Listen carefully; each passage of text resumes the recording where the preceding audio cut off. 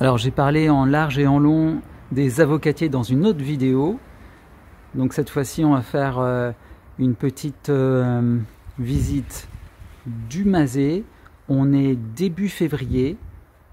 On a eu déjà un mois de janvier un peu compliqué parce que la première partie a été plutôt froide avec des températures qui ont atteint -3, -5 suivant les endroits du jardin. Alors là on est devant le Mazet, c'est le Cherimoya, une anone qui est pourtant assez fragile et qui a conservé ses feuilles. Bon, il y a peut-être des petits points noirs, des feuilles un peu tachées, mais globalement il est joli. On va dire que pour lui, pour le moment, hein, l'hiver n'est pas encore tout passé, tout se passe bien. Vous voyez, il y a des feuilles qui sont grandes, vraiment. Ouais. Très joli arbre d'environ 2,50 m. Pour le mandarinier, pas grand chose à signaler. Conserve ses fruits. Vu sa position, le froid ne lui a pas été dommageable. Alors le Casimiroa edulis, aussi appelé pomme du Mexique, ça va, il a un petit peu souffert quand même des températures. Alors peut-être pas ce spécimen, mais un autre Casimiroa a un petit peu souffert. Mais alors celui-là, je me suis aperçu qu'il y avait des boutons floraux. On va essayer de les montrer. Alors, ouais, il y a des branches devant. Voilà, je sais pas si vous voyez. Et puis il y en a peut-être un ici.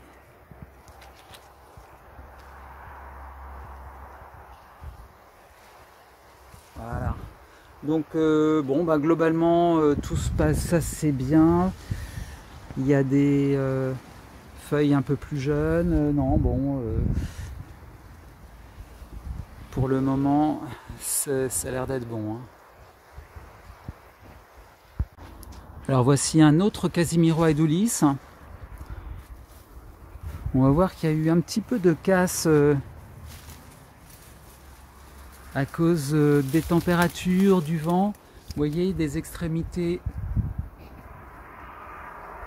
qui ont brûlé, enfin qui par le froid, hein. Voilà. Sinon, globalement, il s'en tire assez bien. Dans cet endroit, on a dû avoir -4, voire -5.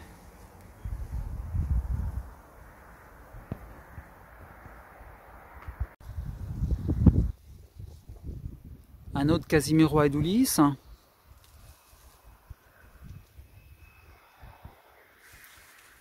Alors juste à côté, c'est un oranger du Mexique et c'est aussi un rutacé.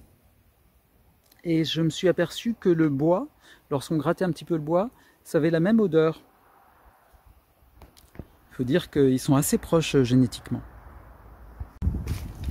Alors ici, j'ai planté d'autres jeunes Casimiroa edulis. Il y en a un, il y en a un deuxième là. Un troisième, un quatrième,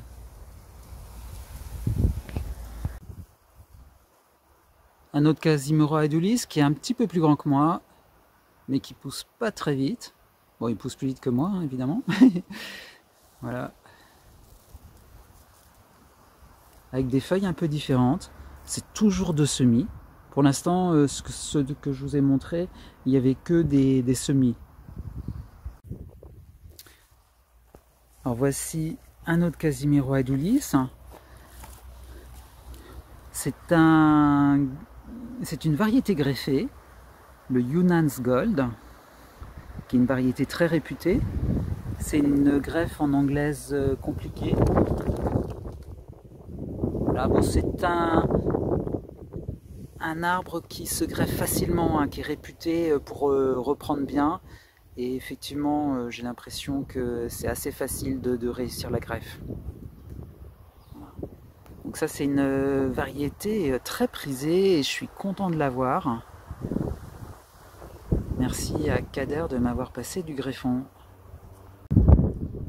Alors des casimerois, il y en a un peu partout dans le jardin. Là, il y en a encore un autre. Là, encore un autre. Et puis, encore un autre. Donc là, je vais pas beaucoup plus loin avec le casimerois. Ah si, là-bas, il y en a encore un. Parce que j'ai l'impression que c'est une zone plus froide. On remarque, là, il a très bien passé l'hiver. C'est un petit peu bruni. Mais je m'attendais pas à mieux parce que ça c'est des branches, enfin c'est tout frais, hein, c'est des rameaux de l'automne, donc c'est plutôt pas mal. Dans les zones plus froides du jardin, j'ai privilégié le Casimerois Pringlei puisqu'il est donné à environ -15, -17. Donc ça c'est vraiment une plante d'avenir. Et puis je vais essayer de l'hybrider avec son compère l'Edoulis pour essayer d'avoir des variétés à la fois délicieuses et rustiques.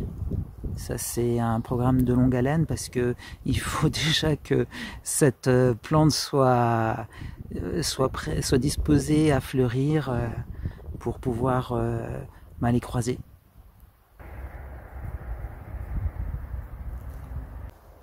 Nous sommes dans la zone la plus froide du jardin.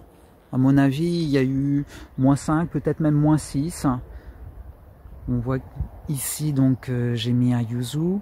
Et là, c'est un porte-greffe d'agrumes qui, normalement, chaque année, il périt. Et là, visiblement, il se maintient. C'est probablement un porte-greffe Volkameriana.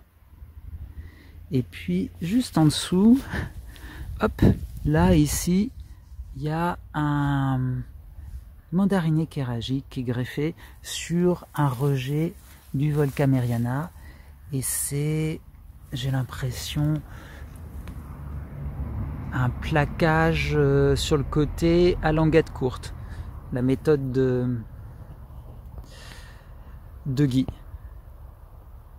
Alors à ce propos, une petite annonce. On va faire un atelier donc de greffe d'agrumes en présence de Guy qui va nous expliquer un peu sa technique. Et puis si vous pouvez venir avec vos porte-greffes et puis on pourra s'entraîner et vous donner des conseils. L'orange ultra douce sucrena avec un fruit. Je ne le mange pas encore parce que je pense qu'il faut un peu attendre, hein. C'est plutôt au mois d'avril que ça se mange, les oranges très douces. La mandarinier qui est en fleurs. Alors au pied du mandarinier, il y a des jonquilles ou narcisses, je ne sais pas bien. Les iris sont également en fleurs. C'est assez précoce, il me semble. Alors orange Washington, elles ont une couleur très très appétissante.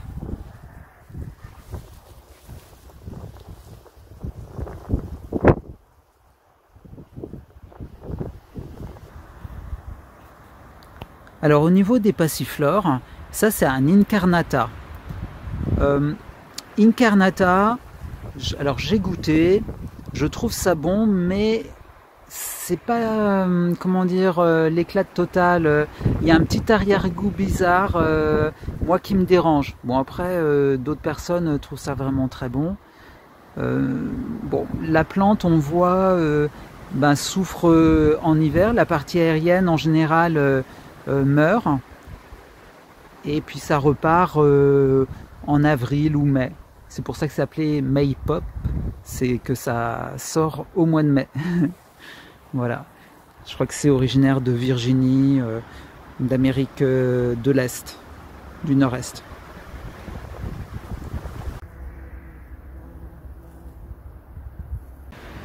Alors au niveau des fruits de la passion, des passiflores, j'aurais plutôt tendance à vous conseiller le Fata Confetto. Voilà. Il supporte bien mieux l'hiver. Là, toute la partie aérienne est intacte, alors qu'il est juste à côté de l'Incarnata, qui a beaucoup souffert.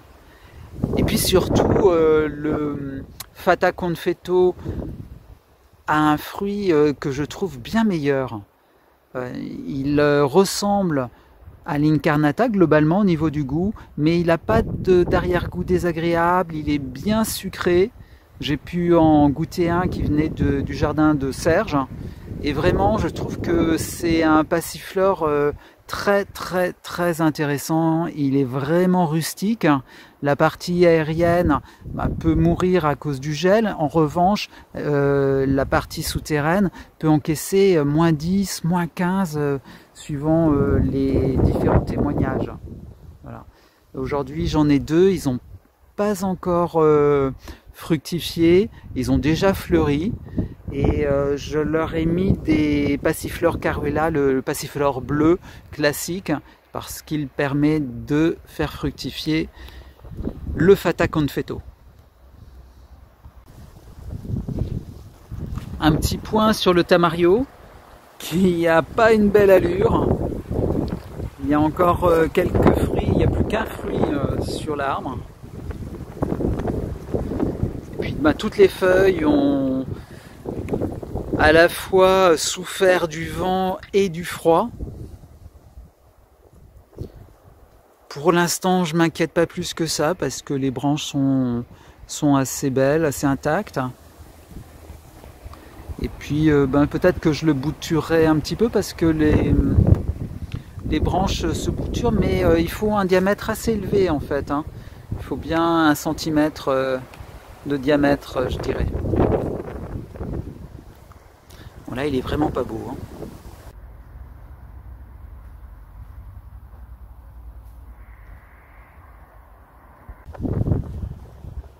Protégé du vent, voici un oranger qui prend son temps pour faire mûrir les fruits. Puis il y a des nouveaux petits fruits qui sont apparus, donc il a commencé à fleurir au mois d'octobre. Et puis je pensais que tous les fruits allaient tomber, et en fait peut-être que certains d'entre eux vont tenir. Bon, c'est très difficile à dire pour l'instant.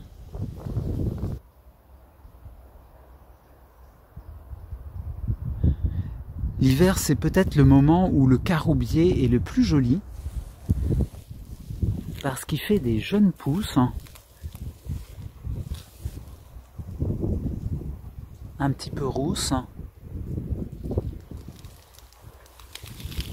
C'est vraiment très joli. Bon, malheureusement, il n'a toujours pas fait de fleurs.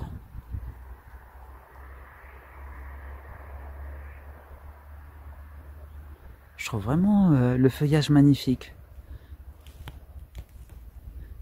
Donc, si je dois parler de rusticité, j'ai pas énormément de recul sur cet arbre, mais si j'ai bien compris, il souffre au stade juvénile du froid, même de petits froids, -4, -5, ça détruit le feuillage et des branches. En revanche, une fois adulte, il faut quand même des températures beaucoup plus froides pour l'inquiéter.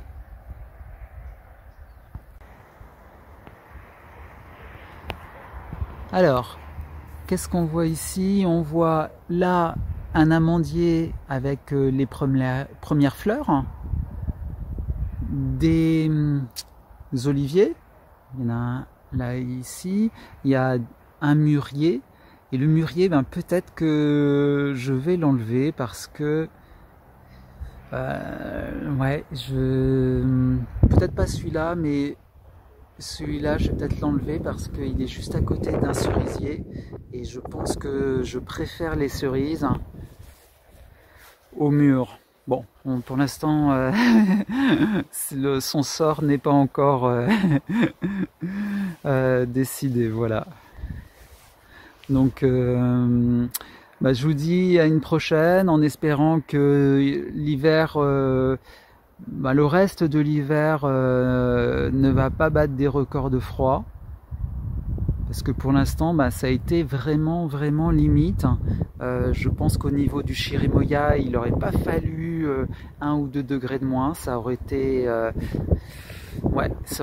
très néfaste. Bon, on s'en sort assez bien. Bon, on n'a pas passé en vue tous les agrumes, mais globalement il n'y a pas de casse.